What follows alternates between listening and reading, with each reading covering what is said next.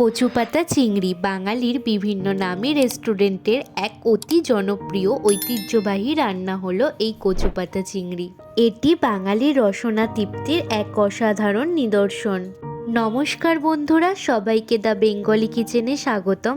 আজকে আমি আপনাদের জন্য নিয়ে এসেছি বাঙালির এই প্রায় হারিয়ে যাওয়া কচুপাতা চিংড়ির রেসিপি।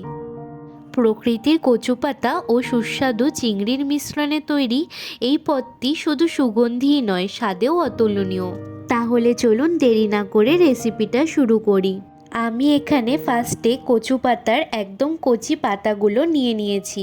আপনারা যদি শহরে থাকেন তাহলে বাজারে একটু খুঁজলেই এই কচু পাতাগুলো পেয়ে যাবেন। এখন এই কচু পাতাগুলোর মধ্যে যে ডান্টি আর শিরাগুলো আছে সেইগুলোকে বাদ দিয়ে শুধু পাতাটাকে নিয়ে নিতে হবে। এরপর এই পাতাগুলোকে ছুরি দিয়ে সরু সরু করে কুচিয়ে নিতে হবে। সব কটা পাতা আমার কোচানো হয়ে গিয়েছে। এখন এটাকে ভালো করে ধুয়ে নেব। রান্নাটা করার জন্য মশলার মধ্যে আমি নিয়েছি 1 চামচ পোস্ত, সর্ষে 2 চামচ, ঝালের জন্য 6টা কাঁচা লঙ্কা আর হাফ বাটি নারকেল কোড়া। এই পোস্তটাকে আলাদা করে বেটে নিতে হবে। তারপর নারকেল কোড়াটার মধ্যে একটু জল দিয়ে পেস্ট করে নিতে হবে। আর সবশেষে সর্ষে আর কাঁচা লঙ্কাটাকেও একসাথে পেস্ট করে নিতে হবে। এখন এই সর্ষে আর কাঁচা লঙ্কা বাটার মধ্যে সামান্য জল মিশিয়ে নিয়ে আমরা সর্ষেটাকে ছেঁকে নেব। আর এখানে সর্ষের যে খোসাটা থাকে সেইটা আমরা বাদ দিয়ে দেব। এইবার 200 গ্রাম চিংড়ি মাছ নিয়ে নিয়েছি। এটাকে সামান্য নুন আর হলুদ গুঁড়ো দিয়ে মিশিয়ে নেব। ওইদিকে কড়ায় জল গরম হওয়ার জন্য বসিয়ে দিয়েছি। জলটা যখন এই রকম ফুটে আসবে তখন এর মধ্যে আমরা 1 চামচ নুন দিয়ে দেব আর দেব হাফ পাতিলেবুর রস। এই পাতিলেবুর রসটা দিলে কচু পাতার মধ্যে যে গাল ধরার একটা ব্যাপার থাকে সেটা একদমই আর থাকে না। এরপরে ওই গরম জলে কচু পাতাগুলো দিয়ে দিলাম। খুন্তি দিয়ে একটু নাড়িয়ে চাড়িয়ে নিয়ে এটাকে ঢাকনা দিয়ে ঢেকে 15 মিনিট মতো সিদ্ধ করে নিতে হবে। ফিরে এলাম 15 মিনিট পরে।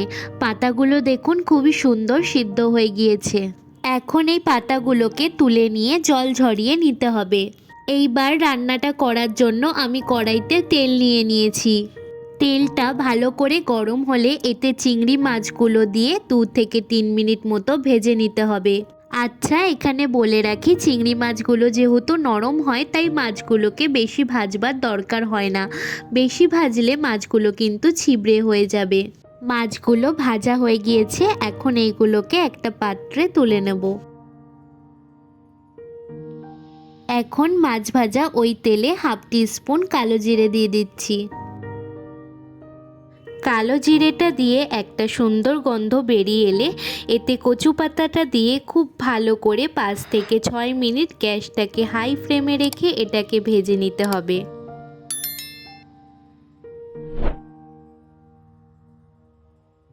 দেখতেই পাচ্ছেন পাতাটা সুন্দর ভাজা হয়েছে। এখন এর মধ্যে দেব পোস্ত আর নারকেলের পেস্টটা।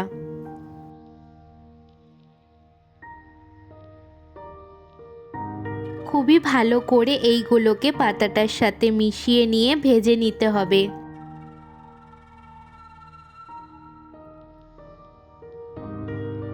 ভাজতে ভাজতে যখন দেখবেন নারকেল কোড়াটা দিয়ে তেল ছেড়ে এসছে আর একটা সুন্দর নারকেল ভাজার গন্ধ বেরোচ্ছে, তখন এর মধ্যে পরিমাণ মতো নুন আর হাফ চামচ হলুদ গুঁড়ো দিয়ে ভালো করে মিশিয়ে নিয়ে যে সর্ষে আর কাঁচা লঙ্কার পেস্টটা করে রেখেছিলাম সেটা দেব।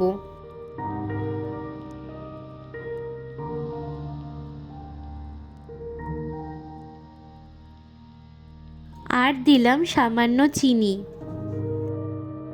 এরপরে ভাজা চিংড়িগুলো দিয়ে মিশিয়ে নিয়ে এটাকে মিডিয়াম ফ্লেমে আরও 5 থেকে 6 মিনিট রান্না করে নিতে হবে। যখন দেখবেন রান্নাটার মধ্যে যে ময়েশ্চারটা ছিল এমন শুকিয়ে এসছে তখন এর মধ্যে 2 চামচ কাঁচা সর্ষের তেল দিয়ে দিতে হবে। যেহেতু এটা ঐতিহ্যবাহী বাঙালি রান্না তাই সর্ষের তেল ছাড়া কিন্তু এটা অসম্পূর্ণ। এখন এটাকে ভালো করে মিশিয়ে নিয়ে আরও 2 মিনিট মতন রান্না করে নিতে হবে। সবশেষে বাঙালি রেস্টুরেন্টের মতো স্বাদ আনার জন্য আমি এখানে অ্যাড করছি ফ্রেশ ক্রিম। আপনারা ফ্রেশ ক্রিমের পরিবর্তে নারকেলের দুধও ব্যবহার করতে পারেন। এই ফ্রেশ ক্রিমটাকে খুব ভালো করে মিশিয়ে নিয়ে আরও 2 থেকে 3 মিনিট মতো রান্না করে নিলেই দেখবেন এটা দিয়ে সুন্দর তেল ছেড়ে আসছে। তার মানে বুঝবেন রান্নাটা আপনার কমপ্লিট হয়ে গিয়েছে। এখন এটাকে আমি একটা পাত্রে নামিয়ে নেব। গরম গরম ভাত আর তার সাথে এই কচুপাতা চিংড়ি এক স্বর্গীয় অনুভূতি। আজকের এই রেসিপিটা কেমন লাগলো আমাকে কমেন্টের মাধ্যমে জানাবেন। আর রেসিপিটা যদি ভালো লেগে থাকে তাহলে আমার চ্যানেলটিকে প্লিজ সাবস্ক্রাইব করে নেবেন।